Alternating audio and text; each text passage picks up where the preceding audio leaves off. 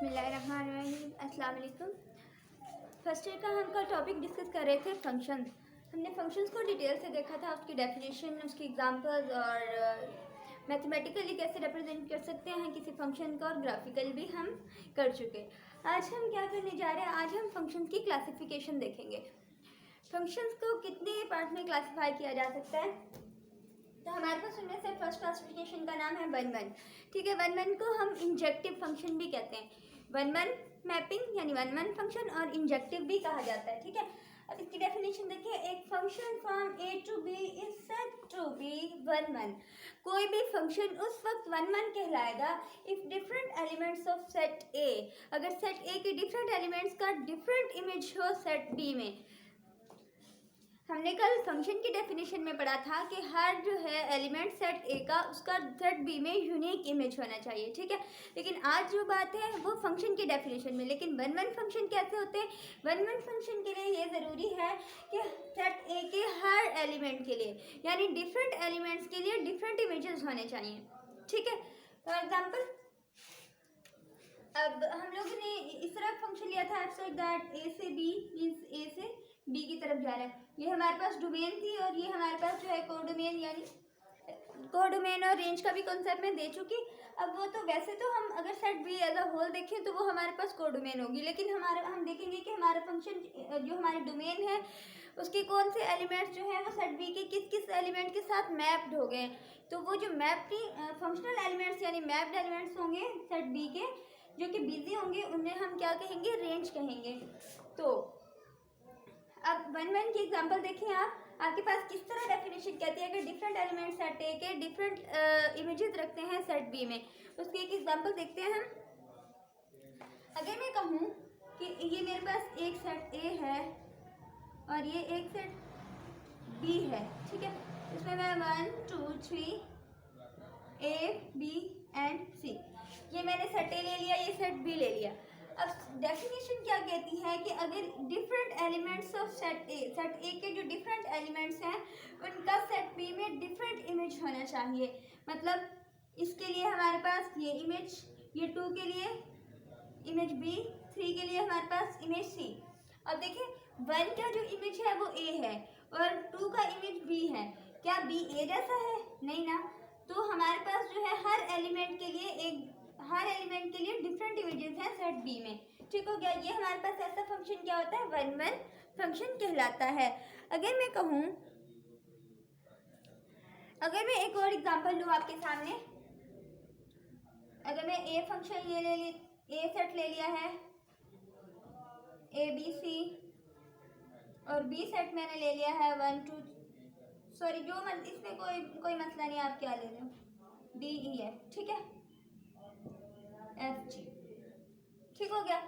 अगर मैं इसे यूं कहूं कि सेट ए जो है वो सेट ई के साथ मैप है और सेट बी जो है ये एलिमेंट बी जो है वो सेट बी के डी एलिमेंट के साथ मैप है, और सी जो है वो किसके साथ मैप है, वो एफ के साथ मैप है। तो आप देखें ए के लिए कौन सा इमेज मौजूद है, ए का इमेज जो है वो ई है और बी का इमेज जो है वो डी है। मतलब जो ई से तो डिफरेंट है ना, और सी का इमेज एफ है। अब यहाँ पे कोई एक ऐसा एलिमेंट नहीं बचा, हमारे पास सेट ए के तमाम एलिमेंट्स जो हैं वो बिजी हैं, मैप्ड हो चुके हैं। तो ये तो डेफिनेशन जो फंक्शन की हम कल डेफिनेशन पढ़ रहे थे उसमें यही था कि हमारे पास सेट ए का कोई भी एलिमेंट फ्री नहीं होना चाहिए, हर एक एलिमेंट का नेक्स्ट इमेज सेट बी में मौजूद हो। ठीक है, अब यहाँ पे तो कोई खाली नहीं है, लेकिन यहाँ पे सेट बी में एक एलिमेंट रह गया, तो इससे कोई फर्क नहीं पड़ता फंक्शन की डेफिनेशन पे। लेकिन आज हम वन वन करने जा रहे हैं, तो उसके लिए हमें क्या चाहिए होगा, हमें डिफरेंट इमेजेस चाहिए होंगे, डिफरेंट एलिमेंट्स के लिए डिफरेंट इमेजेस चाहिए। तो अब ए के लिए हमारे पास जो इमेज है वो ई है, और बी के लिए हमारे पास डी है, सी के लिए हमारे पास एफ है। तो हमारा ऐसा फंक्शन भी क्या होगा, ये भी वन वन होगा। ठीक हो गया। अगर मैं यूं कहूं कि मेरे पास अगर एक ऐसा फंक्शन है 1 2 3 4, बस इतनी का ही बहुत है, ए बी सी डी।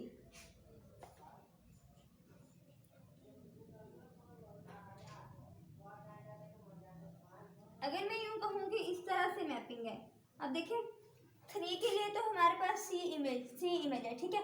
अब 1 के लिए भी ए है और बी के लिए भी ए है। क्या ये 1 1 है?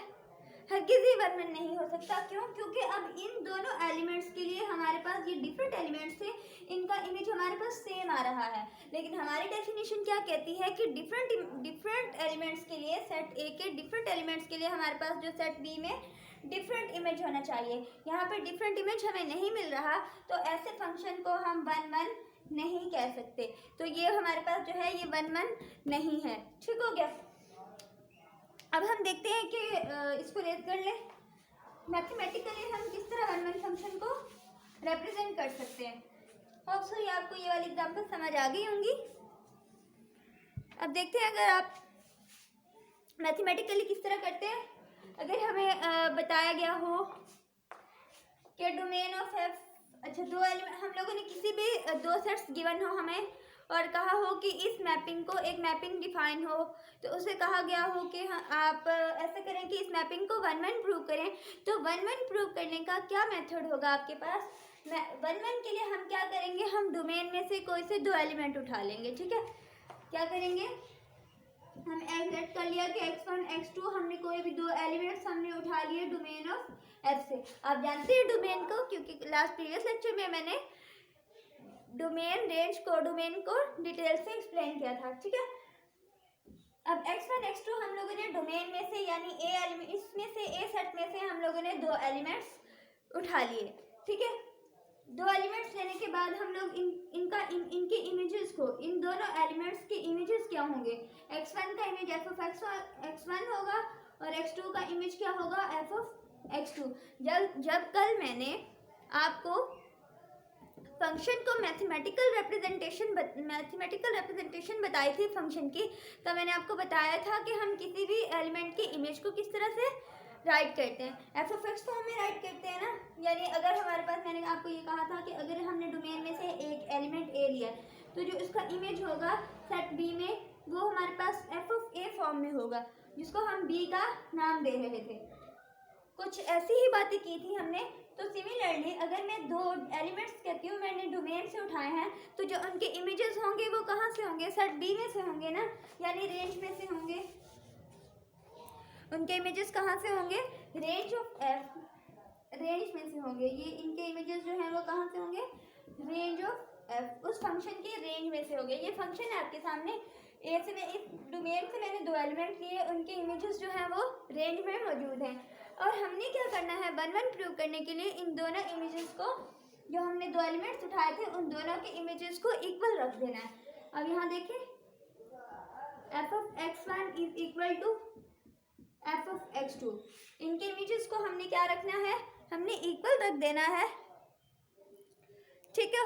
अब एफ ऑफ x1 अगर आप वर्ड करें तो एफ ऑफ x1 जो है किसका इमेज है, x1 का। इस पर डेफिनेशन जो हमें मैपिंग दी हुई होगी उसके हिसाब से हमने डेफिनेशन अप्लाई कर देनी है, ठीक है। अब एफ ऑफ x1 जो है वो किसका इमेज था, x1 का, और एफ ऑफ x2 जो है हमारे पास किसका इमेज है, x2 का। जब हमारे पास इस तरह की चीज़ आ जाए, x1 is equal to x2 आ जाए, तो हम कह सकते हैं, इसका क्या मतलब है कि हर एक एलिमेंट के लिए, हर डिफरेंट एलिमेंट के लिए, एक डोमेन के हर डिफरेंट एलिमेंट के लिए रेंज के डिफरेंट एलिमेंट का मतलब इनका इमेज जो है वो सेट बी में मौजूद है। डिफरेंट एलिमेंट्स के लिए सेट ए के डिफरेंट इमेजेस सेट बी में मौजूद हैं, ठीक हो गया। ये होगी हमारे पास 1 1 की एग्जांपल, मतलब एग्जांपल नहीं, सॉरी, इसको मैथमेटिकली हम यूँ प्रूव करेंगे, ठीक हो गया। अब मैं आपको एक और एग्जांपल देती हूँ। एक फंक्शन लेके हम देखते हैं कि हम कैसे इस डेफिनेशन को, यानी इस रिप्रेजेंटेशन को जो है यूज़ करते हुए हम किस तरह किसी फंक्शन को 1 1 प्रूव कर सकते हैं। ये मैं रेज कर दूँ।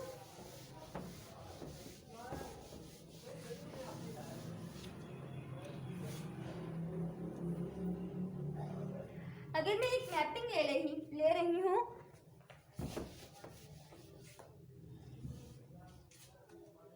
अगर एक मैं मैपिंग लेती हूँ, कैसी मैपिंग है मेरे पास, f such that real R से आर की तरफ, आर यहाँ पे क्या है, रियल नंबर्स का सेट है, ठीक है। मैंने कैसी मतलब एक मैपिंग डिफाइन करवाई है आर से आर की तरफ, और एक जो फंक्शन है मेरे पास वो क्या है, F of X is equal to, ये क्या ले लूँ, एक्स का स्क्वायर यानी एक्स का क्यूब, कोई भी ले लूँ। मैं एक बार आपको 1 1 प्रूव करवा के दिखाती हूँ और फिर मैं ये भी बताऊंगी कि हमारे पास कैसे कंडीशन आ रहा है तो वो 1 1 नहीं रहता। पहले हम 1 1 प्रूव करने जा रहे हैं। यहाँ पे क्या है, एक्स का क्यूब प्लस 1, ठीक है। ये हमारे पास एक कोई भी मैंने एक फंक्शन लिया जो कि आर से आर की तरफ डिफाइन है और एक फंक्शन इन्होंने दिया हुआ F of X is equal to X का क्यूब प्लस 1। अब हमने देखना है कि ये गिवन फंक्शन जो है हमारे पास क्या है, ये 1 1 है या नहीं है। ठीक हो गया। अब हमने क्या करना है, अब ये मैथमेटिकल रिप्रेजेंटेशन जो थी इसको अप्लाई करें, मतलब किस तरह हम प्रूव करेंगे, हम इसमें से हम 2 एलिमेंट्स उठाते हैं, ठीक है। एक्चुअली ये जो x है ना, हम यहाँ से एक x लिया था और उसमें से उस पर फंक्शन अप्लाई किया था, हमारे पास एलिमेंट जो है इस r का आ गया था,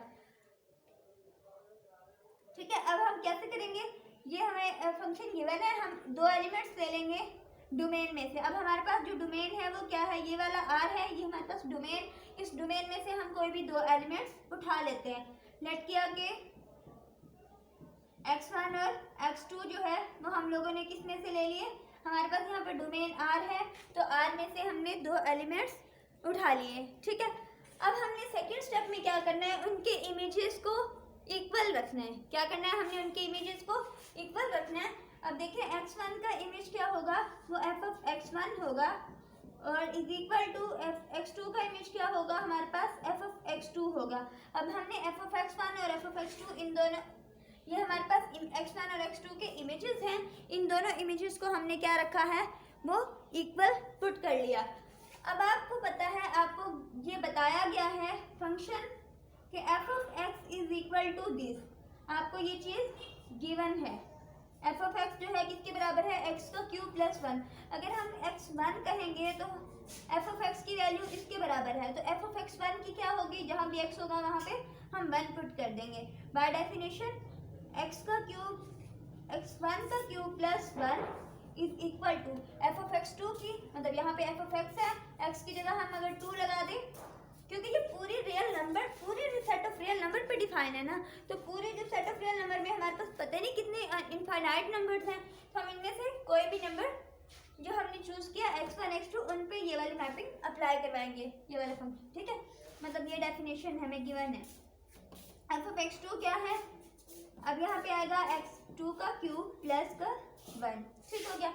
अब अगर 1 देखें तो दोनों साइड पे 1 कैंसिल हो जाता है, अगर 1 को आप इस साइड पे ले जाएंगे तो 1 माइनस 1 इज 0, तो इट मीन ये कैंसिल हो जाएगा। x1 का cube is equal to x2 का क्यूब, तो यहाँ पे क्या हमारे पास आंसर आ सकता है, x1 is equal to x2, ठीक है।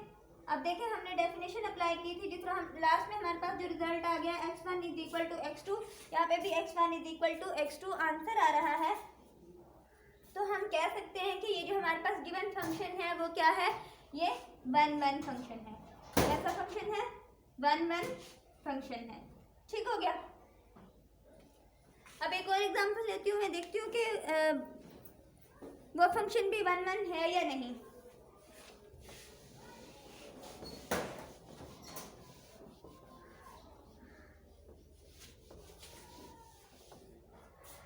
अब एक और एग्जांपल ले रहे हैं हम सब, ये देखें। अब दोबारा से एक फंक्शन लिया जो कि r से r की तरफ डिफाइन है और यहाँ पे इन्होंने एक इमेज भी बता दिया है, वो किसके बराबर है, f of x is equal to X का स्क्वायर प्लस 2 लें अगर।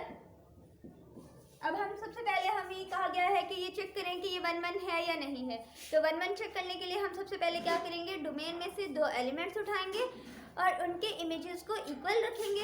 जब उनके इमेजेस इक्वल रख लेंगे तब हम उस पर डेफिनेशन अप्लाई करेंगे जो गिवन फंक्शन होगा उसके हिसाब से, ठीक है।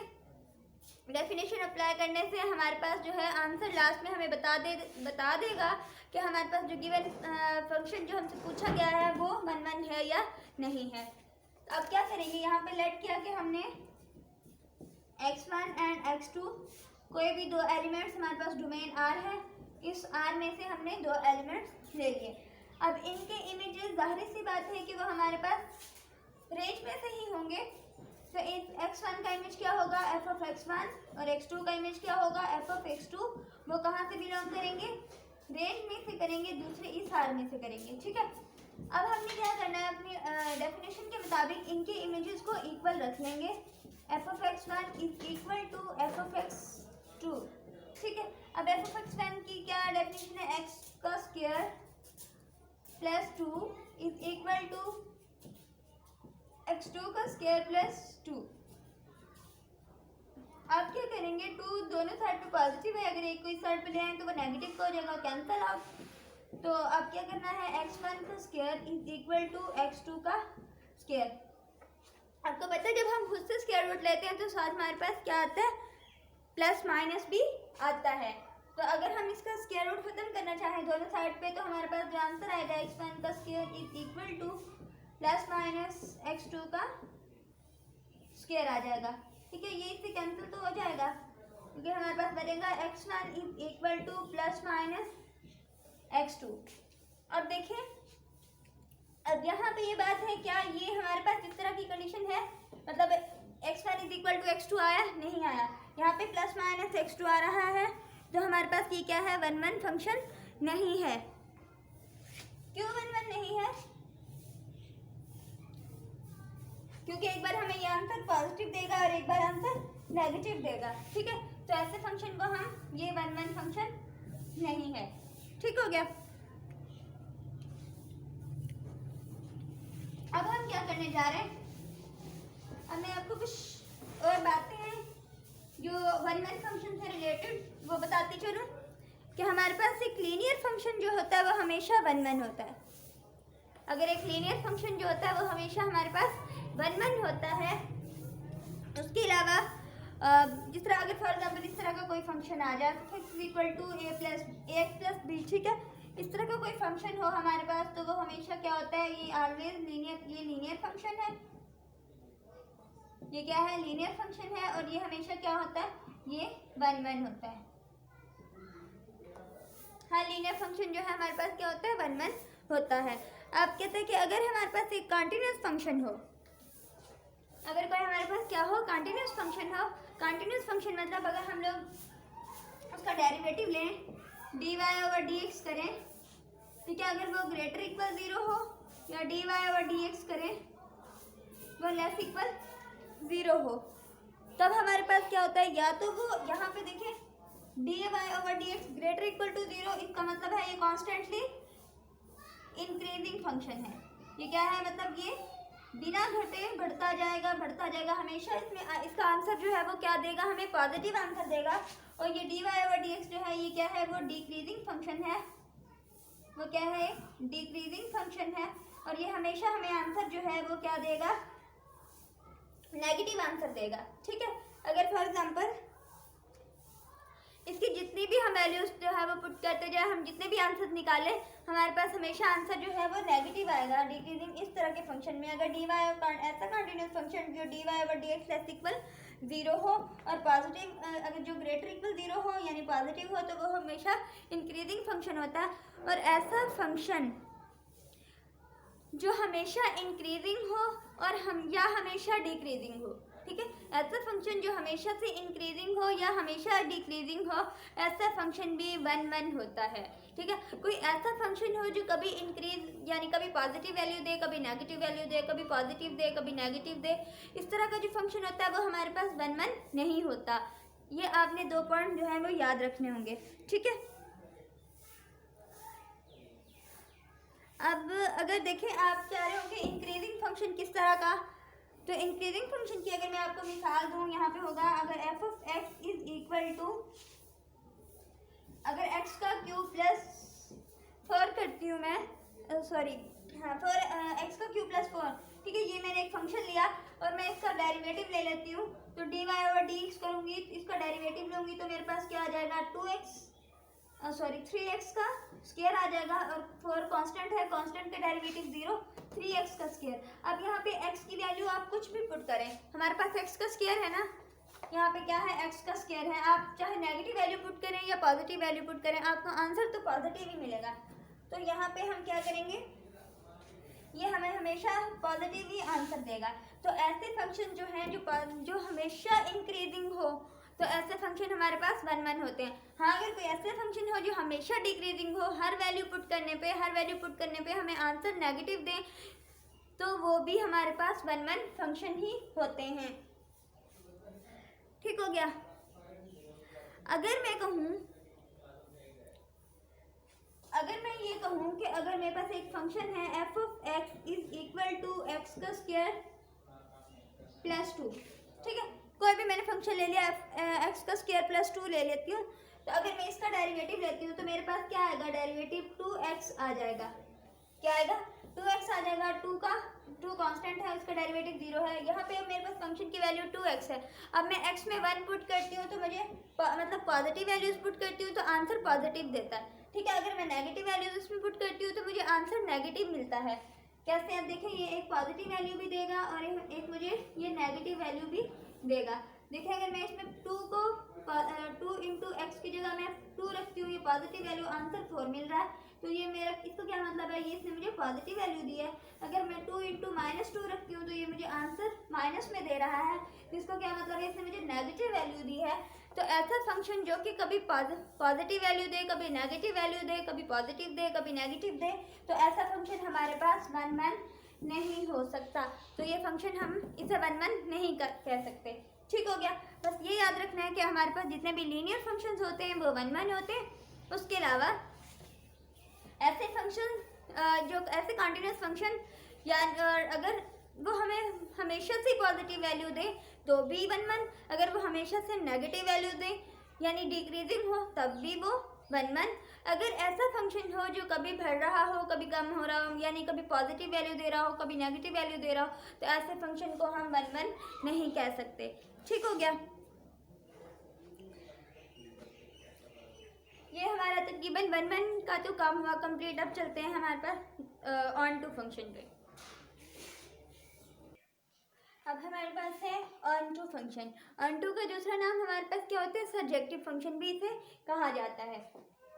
ऐसे अगर कहते हैं हमारे पास एक फंक्शन हो एफ साइड दैट ए से बी इज ऑन टू, वो उस वक्त ऑन टू होगा if each element of set B set के यानी कोडोमेन के हर element is the functional image of element of set A. वो सेट ए के हर एलिमेंट, सेट ए के किसी भी एलिमेंट का फंक्शनल इमेज हो।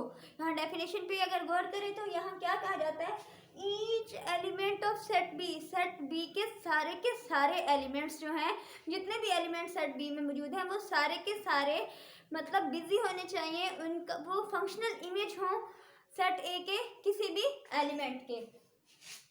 एग्जाम्पल से आपको बात समझ आएगी। ये देखें, हमारे पास एक फंक्शन, दो सेट्स हैं ए बी, उनके दरमियान हमने एक फंक्शन मतलब एक मैपिंग करवा रहे हैं। वो क्या है, एक इसके लिए वन के लिए हमारे पास एक इमेज है एक वन का इमेज जो है वो ए है, एफ ऑफ 2 क्या है वो बी है, एफ ऑफ 3 क्या है वो सी है। ठीक है, मतलब वन के लिए एक इमेज ए, 2 के लिए इमेज बी, 3 के लिए इमेज सी। लेकिन अब वो क्या कह रहा था कि हमारे पास जो है वो सेट ए के एलिमेंट्स अब हमने नहीं देखने। वन में हमने क्या करना था कि सेट ए के एलिमेंट्स को पे गौर करना था कि सेट ए के एलिमेंट्स जो हैं वो हर एलिमेंट जो है वो सेट बी में कहीं ना कहीं मैप हो जाए। ठीक है, यानी सेट बी में उसका इमेज मौजूद होना चाहिए।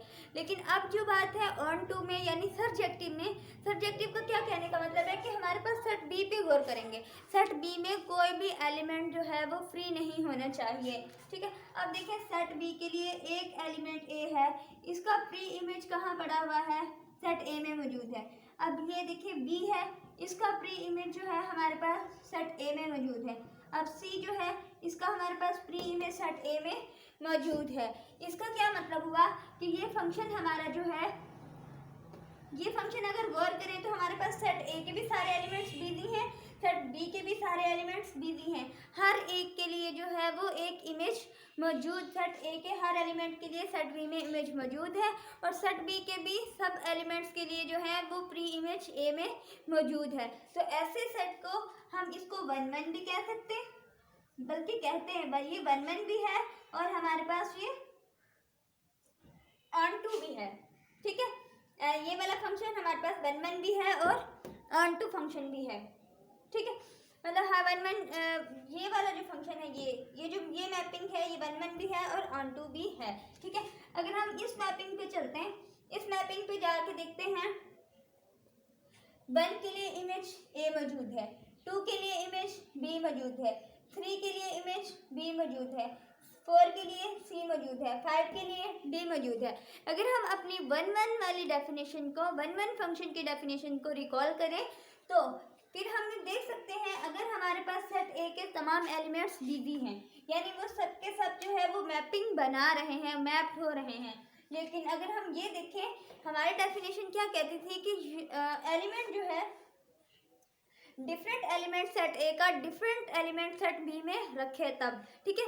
डिफरेंट एलिमेंट ऑफ सेट ए है डिफरेंट इमेज, उसका बी में क्या होना चाहिए, डिफरेंट इमेज होना चाहिए। तो अब देखें अगर 1 के लिए पहले 1-1 की डेफिनेशन को लेके चले, 1-1 के लिए 1 के लिए इमेज ए मौजूद है, यहाँ 2 है, 2 के लिए इमेज बी तो मौजूद है, और वो कह रहा था कि डिफरेंट एलिमेंट्स के लिए डिफरेंट इमेजेस होने चाहिए। यहाँ पे 3 के लिए तो दोबारा वही इमेज आ गया। तो ये फंक्शन तो हो सकता है, जिस तरह हमने फंक्शन की डेफिनेशन में कहा था ये सन है, ये फादर है, एक फादर के 2 सन्स हो सकते हैं, ठीक है। लेकिन ये फंक्शन की डेफिनेशन तो है, फंक्शन तो है, लेकिन हमारे पास ये 1-1 फंक्शन नहीं है। क्यों? क्योंकि 2 के लिए हमारे पास बी इमेज है, 3 के लिए भी इमेज बी है, हमारे पास डिफरेंट एलिमेंट्स के लिए डिफरेंट इमेजेस होने चाहिए। तो ये वाला फंक्शन जो है हमारे पास 1-1 नहीं है। ये क्या है? 1-1 नहीं है, ठीक हो गया। अब हम बात करने जा रहे थे ऑन टू की। ऑन टू में देखें, ऑन टू में हमने देखना है कि हमारे पास जो सेट बी है वो बिजी है, उसमें कोई एक ऐसा एलिमेंट तो नहीं जो फ्री हो, जो जिसकी मैपिंग मौजूद ना हो या जो मैप ना हुआ हो। तो अब देखें सेट ए के लिए प्री इमेज है, बी के लिए भी इमेज मौजूद है, बी के लिए इमेज भी मौजूद है, सी के लिए भी उसका प्री इमेज 4 है, डी के लिए भी उसका इमेज 5 है। लेकिन उन्होंने यहाँ पे ये तो नहीं कहा कि सेट बी के लिए सेट ए में डिफरेंट इमेजेस होने चाहिए, मतलब डिफरेंट प्री इमेजेस होने चाहिए, ऐसा तो उन्होंने कुछ नहीं कहा ना। तो उन्होंने कहा है कि सेट बी, जो सेट बी है वो फंक्शनल इमेज होना चाहिए सेट ए के किसी भी एलिमेंट का। उन्हें ये फर्क नहीं पड़ता कि 1 से 2 एलिमेंट का भी सेम इमेज हो रहा है, ठीक है। तो अब ये हमारे पास ये जो है ये हमारे पास क्या है, ऑन टू है, यानी सब्जेक्टिव मैपिंग है, ठीक है। ये ऑन टू है लेकिन 1-1 नहीं है। हमने बस ऑन टू में ये देखना है कि हमारे पास जो सेट बी है वो बिजी है, यानी सेट बी के हर एलिमेंट जो है उसका प्री इमेज सेट ए में यानी डोमेन में मौजूद होना चाहिए, ठीक है। ये हमारा हो गया ऑन टू। अब देखते हैं हम हमारा आगे है इनटू फंक्शन के बारे में। अब है हमारे पास इनटू फंक्शन। क्या है? पहले हमने ऑन टू फंक्शन पढ़ा है, अब इनटू फंक्शन। इनटू फंक्शन कैसा होता है? जैसे कि हम ऑन टू में कह रहे थे कि हमारे पास बी के जो सेट बी है यानी रेंज वाला जो सेट है यानी कोडोमेन वाला सेट है, उसका कोई भी एलिमेंट फ्री नहीं होना चाहिए, उसका हर एलिमेंट का सेट ए में कहीं ना कहीं प्री इमेज मौजूद होना चाहिए। लेकिन अब ये क्या कह रहा है, अब ये बात उल्टा है। इनटू फंक्शन में इफ एफ सच दैट ए से बी, अगर एक फंक्शन हम ए से बी की तरफ डिफाइन करवाते हैं इज इनटू, वो उस वक्त इनटू कहलाएगा।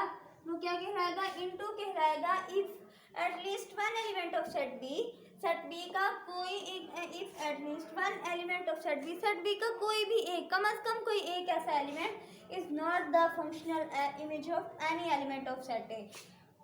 वो फंक्शनल इमेज नहीं रखना, मतलब उसको नहीं चाहिए, ऐसा नहीं होना चाहिए कि हमारा मतलब कि वो फंक्शनल इमेज जो है सेट ए के किसी भी एलिमेंट का वो फंक्शनल इमेज ना हो। कहने का मतलब ये है कि हमारे पास सेट बी में कम से कम एक ऐसा एलिमेंट मौजूद होना चाहिए जिसका प्री इमेज सेट ए में मौजूद ना हो, ठीक है। मतलब एग्जांपल से आप देखें, अगर हमारे पास ए बी हमने 2 सेट्स लिए हैं, इनमें मैपिंग डिफाइन करवाई है, कोई भी फंक्शन डिफाइन करवाया है, तो अब हमारे पास 1 के लिए एक इमेज ए है, ठीक है। 2 के लिए जो है वो मेरे पास क्या है, इमेज बी मौजूद है। 2 के लिए भी मेरे पास क्या है, इमेज बी मौजूद है। अब मैं कहती हूँ कि बी जो है वो इसका इमेज भी है, 2 का इमेज भी बी है और 3 का इमेज भी बी है। तो यहाँ पे क्या है, हमारे पास ये जो डोमेन है, ये कोडोमेन है, कोडोमेन में एक ऐसा एलिमेंट सी बच गया है जिसका प्री इमेज ए में मौजूद नहीं है, यानी कि वो फंक्शनल इमेज नहीं है सेट ए के किसी भी एलिमेंट का। सेट ए के किसी भी एलिमेंट का ये फंक्शनल इमेज नहीं है। तो अगर बी में हमारे पास कोई एक ऐसा एलिमेंट बच जाए जो कि सेट ए का फंक्शनल इमेज ना हो, सेट के किसी भी एलिमेंट का फंक्शनल इमेज ना हो, तो ऐसी मैपिंग को हम इनटू कहते हैं, यानी ऐसे फंक्शन को इनटू फंक्शन कहा जाता है। अब एक और एग्जांपल देखें, सेट ए और बी है, इसमें मैंने एक मैपिंग की डिफाइन करवाई है, ठीक है। अब 1 जो है मैं कहती हूँ कि वो A के साथ मैप है, 2 जो है वो क्या है B के साथ मैप है, 3 जो है वो C के साथ मैप है। अब इसका अगर यहाँ से देखा जाए तो A जो है वो किसका इमेज है, फंक्शनल एलिमेंट है 1 का, B फंक्शनल एलिमेंट है 2 का, C फंक्शनल एलिमेंट है 3 का। लेकिन यहाँ पे ये जो D है ये बच गया है, हमारे पास जो डोमेन है, डोमेन का कोडोमेन का एक एलिमेंट जो है वो बच गया है। तो ऐसी जो मैपिंग है यानी ऐसा फंक्शन जो है इसको इनटू फंक्शन कहते हैं। क्या कहते हैं? इनटू। अब यहाँ देखिए इनटू फंक्शन में हमारे पास मैंने आपको रेंज का बताया था कि रेंज क्या होगी। अगर हम इस फंक्शन में रेंज देखें तो हमारे पास यहाँ पे बी सेट है ना, बी सेट के टोटल एलिमेंट्स कितने हैं? ए, बी और सी एंड डी हैं, ठीक है। अब इसमें सेट बी में जो फंक्शनल मतलब जो कि फंक्शनल इमेजेस हैं सेट ए के किसी एलिमेंट्स के, वो कितने हैं, यानी मैप्ड एलिमेंट्स कितने हैं। जो मैप्ड एलिमेंट्स हैं ना सेट बी के, तो वो हमारे पास क्या कहलाएंगे? वो रेंज कहलाएंगे। रेंज ऑफ एफ जो है, एफ की जो रेंज है वो क्या होगी? जो मैप्ड एलिमेंट्स हैं वही हमारे पास रेंज होती है ना, ए बी सी। यहाँ पे क्या है? ए बी और सी। और जो हमारे पास जो है ये मैप नहीं हुआ, हमारे पास total B set A B C D था, तो यानी वो पूरी कोडोमेन थी। क्या थी हमारे पास? कोडोमेन। कोडोमेन में 4 एलिमेंट्स थे ए बी सी डी, और जिनका जो के फंक्शनल इमेजेस थे यानी जो मैप्ड हो गए वो elements A B C 3 elements थे। अब हमने क्या करना है, हमें ये पता है कि इनटू फंक्शन में हमारे पास सेट बी में यानी कोडोमेन में एक ऐसा एलिमेंट बच जाता है, यानी उसका कोई प्री इमेज ए में मौजूद नहीं होता या फिर वो फंक्शनल इमेज नहीं होता सेट ए के किसी भी एलिमेंट का, ठीक हो गया। तो इसलिए हम कह सकते हैं इनटू फंक्शन में जो रेंज होती है एफ, रेंज ऑफ एफ वो सबसेट होता है किसका? कोडोमेन का। रेंज जो है वो क्या है? रेंज ऑफ एफ कर ले यानी कोई भी रेंज कर ले, रेंज जो है वो क्या होता है? वो सबसेट होता है कोडोमेन का। कोडोमेन का क्या होता है? सबसेट होता है। ये अक्सर एमसीक्यूज में आ जाता है कि हमारे पास जो इनटू फंक्शन में रेंज जो है वो सबसेट होता है कोडोमेन का, तो ये आपने रिजल्ट याद रखना होगा, ठीक हो गया। आपकी क्लासिफिकेशन कंप्लीट हुई, आपके सिलेबस में यही था, बल्कि एक रह गया हमारे पास है बाइजेक्टिव मैपिंग। बाइजेक्टिव मैपिंग कौन सी होती है? ऐसी मैपिंग जो 1-1 भी हो और ऑन-टू भी हो। ऐसी मैपिंग जो 1-1 भी हो और ऑन-टू भी हो, उसे ऐसी मैपिंग को हम क्या कहते हैं? बाइजेक्टिव मैपिंग कहते हैं। मतलब हमारे पास ऐसी मैपिंग जो 1-1 भी है और ऑन-टू भी है, ऐसी मैपिंग को हम क्या कहेंगे? बाइजेक्टिव मैपिंग कहेंगे। क्या कहेंगे? बाइजेक्टिव मैपिंग, ठीक है। अब इसकी अगर मैं एक एग्जांपल दूं आपको, तो वो हमारे पास एग्जांपल इस तरह की होगी, 1 ए के साथ, 2 बी के साथ, 3 सी के साथ। यानी हमारे पास 1-1 को अगर देखें तो ए का कोई भी एलिमेंट जो है वो फ्री नहीं है, यानी सारे के सारे जो है वो अपना सबका इमेजेस बी में पड़ा हुआ है, ठीक है। मतलब यानी ए का हर एलिमेंट सेट बी में मैप्ड है।